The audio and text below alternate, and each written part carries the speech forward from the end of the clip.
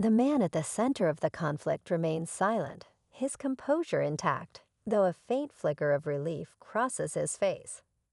The presence of the observer shifts the dynamic entirely. The officers now find themselves under even greater scrutiny, not just from the crowd, but from someone who knows the law inside and out. The stakes are higher than ever, and the question hangs in the air. Will they press on or step back? The crowd leans in, waiting to see what will happen next. The silence lingers for a moment before one of the officers finally speaks, her voice firm but with less conviction. "We're just doing our job." If he has nothing to hide, there shouldn't be a problem. The legal observer steps forward, his calm demeanor unwavering. "Your job is to uphold the law, not overstep it. If he's committed no crime, then this stop needs to end." The officer pauses, visibly conflicted. The growing crowd, the cameras, and now the legal observer seem to weigh on her. The second officer pulls her partner aside, whispering something too low to hear. After a tense moment, they turn back to the man. "You're free to go," one of them finally says, though her tone is clipped.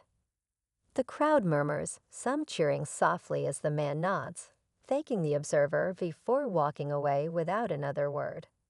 Just as the crowd begins to disperse, the legal observer catches up to the man. "You handled that well," he says, his tone approving. The man smiles faintly, then replies, "I've been through this before." He pulls a small laminated card from his pocket, showing it to the observer. It's a guide to constitutional rights.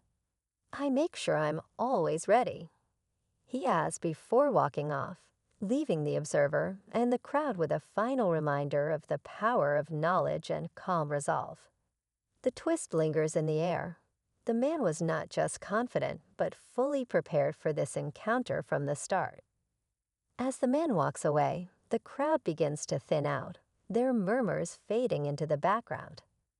The legal observer stays for a moment, watching the officers retreat to their vehicle, their earlier confidence now replaced with quiet contemplation. The power dynamic had shifted entirely, and it was clear this wasn't just another routine stop. It was a lesson, not only for the officers, but for everyone who witnessed it. For those watching, both in person and on the recording, the message was undeniable. Knowing your rights matters. Calm confidence and preparation can make all the difference in situations like these. The man's actions showed that standing up for yourself doesn't have to mean confrontation. It's about clarity and composure. As the camera pans out, the scene serves as a powerful reminder. Respect goes both ways, and understanding the law is a tool everyone should carry. The story ends, but its impact lingers. It starts with a calm day in a small town, until two female officers approach, their presence commanding but their tone sharp. They demand an ID from a man standing on public property, confident in their authority. What they don't expect is his calm yet firm refusal, rooted in a solid understanding of his rights. Tension builds as the officers press harder, convinced they're in the right. The man, however, stands his ground, quoting laws they seem unprepared to counter. What unfolds next is a fascinating clash of confidence, authority, and knowledge. As the interaction heats up, it becomes clear that this is more than just a routine encounter. It's a test of who truly understands the boundaries of the law. Will the officers rethink their approach, or will the man's steady resolve turn the tables? Stick around to see how this surprising encounter plays out. The officers glance at each other, their confidence unshaken, for now. They've dealt with situations like this before, or so they think. One of them steps forward, her voice firm as she insists, "It's for safety. Just show your ID, and this will all go smoothly." But the man doesn't flinch. His calm demeanor almost throws them off. "Am I being detained, or am I free to go?" he asks, his tone measured and polite, yet unwavering. The question hangs in the air, creating a moment of unease. The officers exchange another glance, a silent conversation passing between them. It's clear they weren't expecting pushback. As the man stands his ground, he briefly explains his rights, mentioning public property and constitutional protections. The tension grows as passersby begin to notice the exchange, their curiosity evident. With no signs of backing down, the standoff seems to only just be getting started. One of the officers crosses her arms, clearly trying to project authority. "If you're not doing anything wrong, you shouldn't have a problem showing your ID," she says, her tone growing sharper. But the man doesn't bite. He shifts slightly, keeping his hands visible and his voice steady. "With all due respect, officer, I'm not required to show ID unless I'm suspected of committing a crime." "Am I suspected of something?" Her partner steps in, her voice more measured but still firm.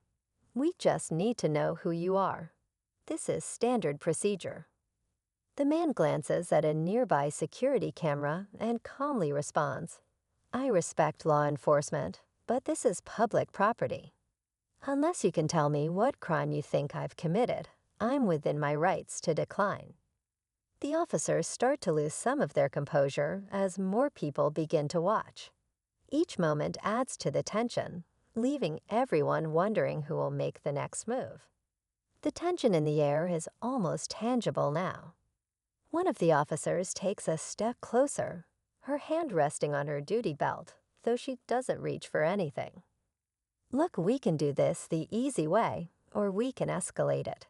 Is that what you want?" she says, her voice firmer, but there's an edge of uncertainty creeping in.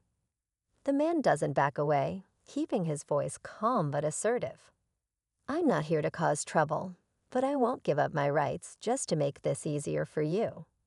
You're public servants. You should know the law." A few people in the growing crowd pull out their phones, recording the standoff. The officers glance around, visibly aware of the cameras now pointed their way. One of them exhales sharply, clearly debating her next move. The man, still steady, adds, "This doesn't have to escalate. I just want to make sure we all respect the law." For a moment, it feels like time is frozen, the crowd, the officers, and the man locked in a silent standoff. The officers exchange another glance, their confidence beginning to waver, but the situation remains on edge. Everyone's waiting to see who will break the silence first.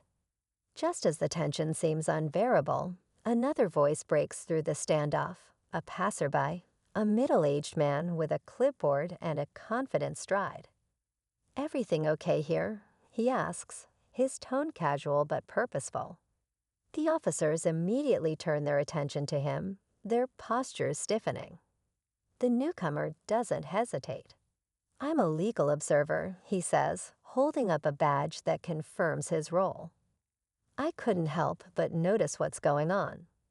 Mind if I ask why this man is being stopped?" The officers exchange quick glances, caught off guard by this unexpected twist. It's routine.